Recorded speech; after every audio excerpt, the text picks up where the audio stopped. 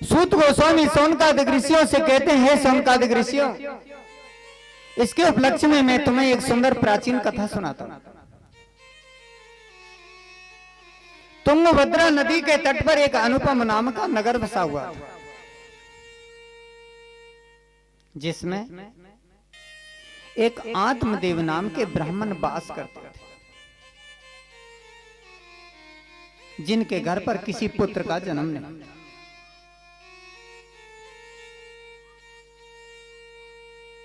ब्राह्मण बड़े दुखी थे। ब्राह्मण के घर में धन का अभाव नहीं था, साधु ब्राह्मणों की सेवा भी करता था, लेकिन घर में पुत्र के न होने से बड़ा दुखी था। जब उसने देखा कि मेरी आधी उम्र तो ऐसे ही चली गई, तो उसने आधी जो है संपत्ति साधु ब्राह्मणों की सेवा में लौटा दी।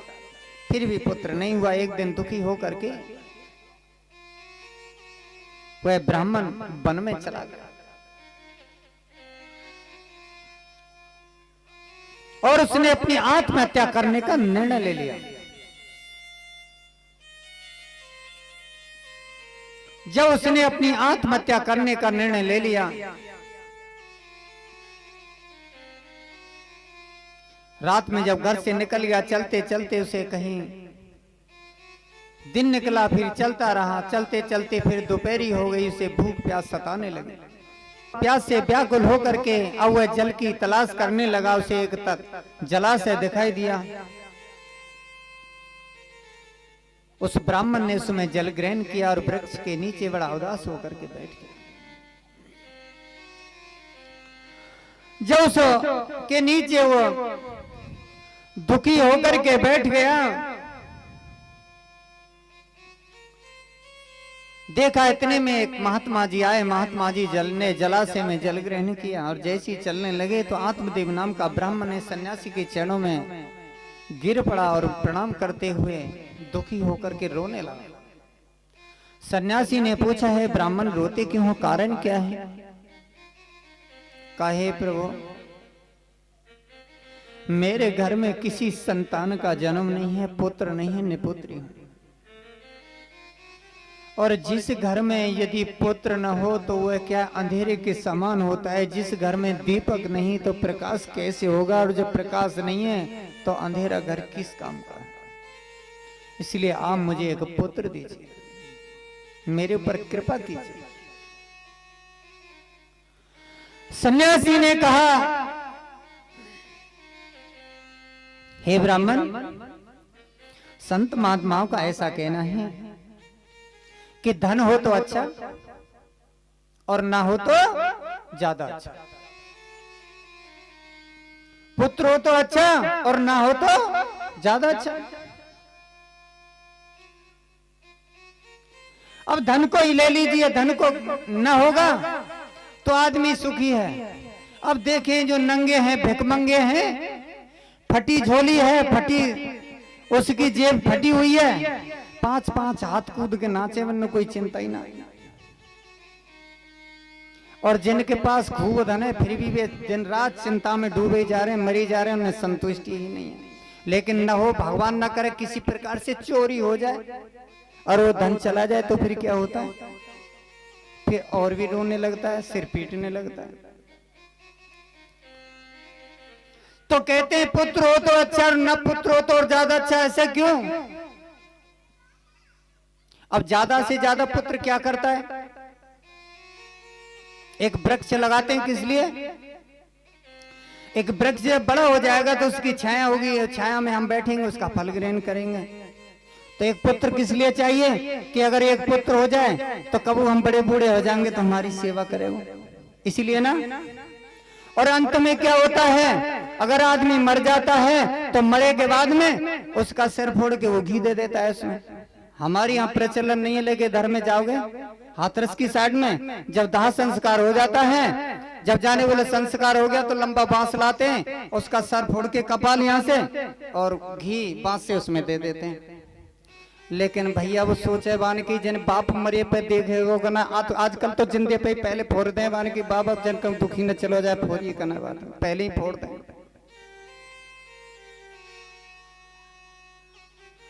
तो कहते हैं पुत्र हो तो अच्छा और ना हो तो ज्यादा अच्छा है महात्मा जी, इसके लिए आप है ब्राह्मण, चिंता करने की तो कोई बात नहीं। लेकिन ब्राह्मण ने कहा, हे महाराज, विवेकेन भवेति कामे पुत्र देह बलादपि नो चेत जाम्यहं प्राणान् त्वदग्रे शोक मूर्छितः। कहे महात्मा जी, इस विवेक से क्या होगा, मुझे तो बलपूर्वक पुत्र दीजिए, इस ज्ञान की मुझे कोई जरूरत नहीं, मुझे पुत्र चाहिए। महात्मा ने सोचा ये तो अभी मानने वाला नहीं है, इसलिए महात्मा ने एक फल निकाला और फल लेकर के उस ब्राह्मण के हाथ में दे दिया कि ये फल ले जाओ, और जब इस फल को तुम अपनी पत्नी को खिला दोगे तो इससे उसके एक सुंदर पुत्र हो जाएगा। और महात्मा ने वह फल अपने हाथ में ले लिया और घर को चल दिया। और जब आत्मदेव नाम का ब्राह्मण घर पे आया तो इसलिए उसकी पत्नी घर पे मिली। उसका पत्नी का नाम था धुंधली। धुंधली जो है घर के कार्य काज में बड़ी निपुण थी, रसोई के कार्य में बड़ी निपुण थी, लेकिन बड़ी कृपण थी। अब मैया धुंधली कौन थे के पता है? धुंधली किसको कहते हैं? जो सवेरे ते संजा तक धुएं धो बीता, कबो पति थे, कबो पत्नी, बेटी थे, कबो बेटा थे, कबो सास थे, जब तक ना बीता जब तक रोटी ना खावा।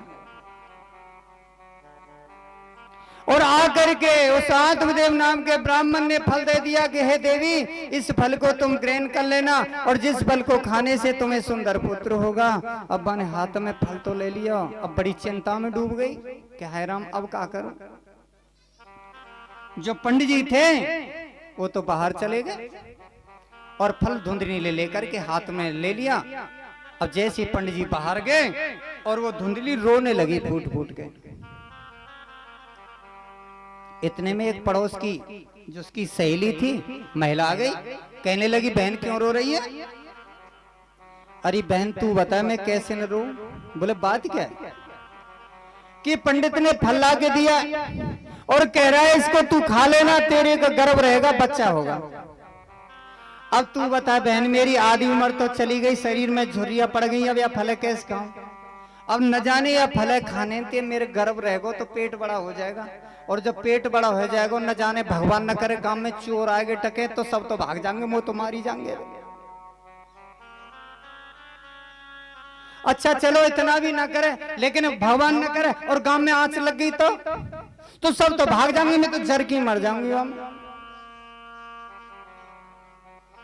अच्छा चलो फिर भी ये भी हो जाए, लेकिन कभी कभी देखा है कि माताओं के जब संतान होती है, बच्चा होते समय कोई प्रसव के समय मैया मर भी तो जाए। अगर मैं मरी जाऊंगी या छोड़ा क्या करेंगे, मैं नहीं खाऊंगी इसको।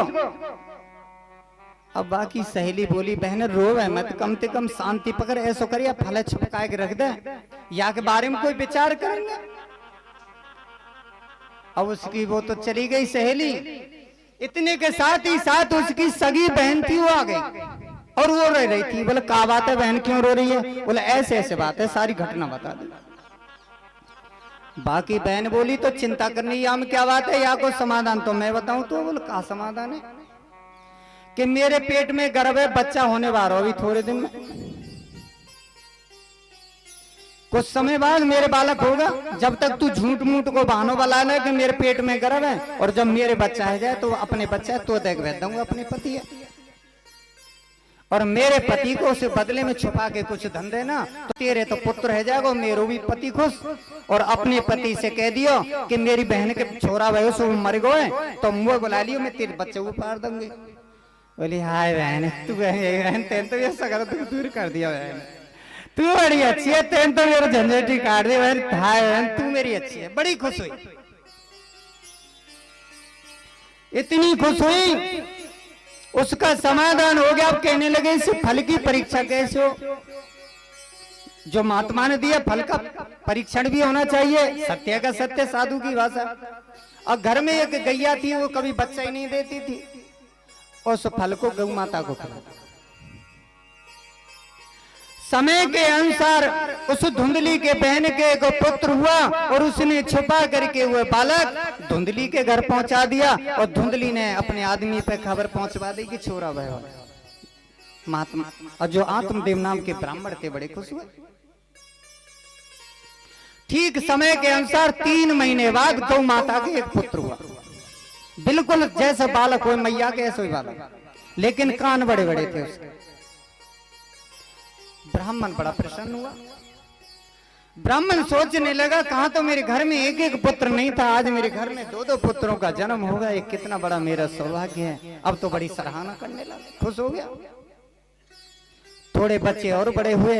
अब तो महात्मा जी अब नामकरण करने लगे। ब्राह्मण जी जैसे नामकरण करने को तैयार हुए इतने में धुंधली आ गई। बोले क्या कर रहे हो जी? बोले बालकन को आज नामकरण कर रहा हूं। अच्छा ये बताओ मेरे बेटा को क्या नाम रखेंगे? कि देवी जो पत्रा बोलेगा सुमुहूर्त के अनुसार बच्चे का जन्म हुआ वही नाम रखेंगे। बोलवा जी 9 महीना पेट में मैंने रखो, प्रसव के समय जो पीड़ा हुई मैंने भुगती, पालन पोषण मैंने किया, नाम तुम रखोगे। तो बोले क्या करें? जैसे मेरो नाम है मेरे नाम ते मिलते झुलतवा को नाम होना चाहिए। बोले क्या नाम रखें? कि मेरो नाम तो है धुंधली, इसलिए मेरे पुत्र का नाम होना चाहिए धुंधुकारी। और ब्राह्मण को वही बात माननी पड़ी, उस बालक का नाम रखा धुंधुकारी, वो हुआ धुंधकारी। अब जो गौ माता के से एक बच्चा हुआ था, अब देखने लगे ब्राह्मण, सोचने लगा इसका क्या नाम। देखा कि कितना सुंदर बालक है, लेकिन यहाँ के कान बड़े बड़े हैं और गौ माता के से भय, गौ माता के से कान है, इसीलिए उस बालक का नाम रखा गया गौकर्ण। गौ माने गैया, कर्ण माने कान। गैया के इस कान में कौन सी थी बात? गौकर्ण।